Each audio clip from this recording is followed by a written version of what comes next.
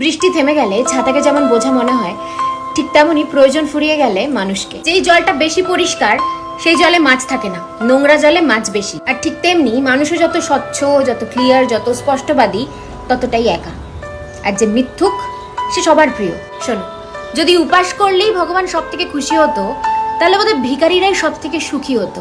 কারণ সব থেকে বেশি খালি পেটে তো ওরাই থাকে। যে কোনো বিষ শরীরে গেলে সেটা ট্রিটমেন্ট করা যায়, কিন্তু কানে দেওয়া বিষ, সেটার কোনো ট্রিটমেন্ট নেই। শকুনি মামা যদি দুর্যোধনের কানে বিষ না দিত, তাহলে মহাভারত হতো না।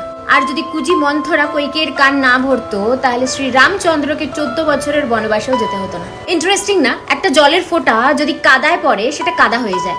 আর সেই জলের ফোঁটাটাই যদি গঙ্গা জলের মধ্যে পড়ে, তাহলে সেটা গঙ্গা জল। জলটা তো একই, বাট পরিবেশটা ইম্পর্টেন্ট, যে তুমি কখন কার সাথে মিশছো। দেখতে তো দুজনেই কালো, কিন্তু আওয়াজ বের করলে বোঝা যায় যে কে কাক আর কে কোয়েল। ঠিক সেরকমই মানুষের স্বভাব আর ব্যবহার দেখে বোঝা যায় যে কে আসল শিক্ষিত আর কে মূর্খ। যে সত্যি বলে তাকে একবার কষ্ট করে সত্যি বলতে হয়, কিন্তু যে মিথ্যে বলে তাকে বারবার বারবার মিথ্যে বলতে হয়, একটা মিথ্যে ঢাকতে আরেকটা মিথ্যে। মিথ্যে কথা বলে তুমি পরকে খুশি করতে পারবে, আপনজনদের না। আমার তো মনে হয় মাঝে মাঝে খারাপ সময়ও আসা উচিত, তাহলেই বোঝা যায় যে কে আপন আর কে তোমার আপন হওয়ার জাস্ট নাটক করে। কে বলে গো যে শিক্ষা শুধুমাত্র বই থেকে আসে?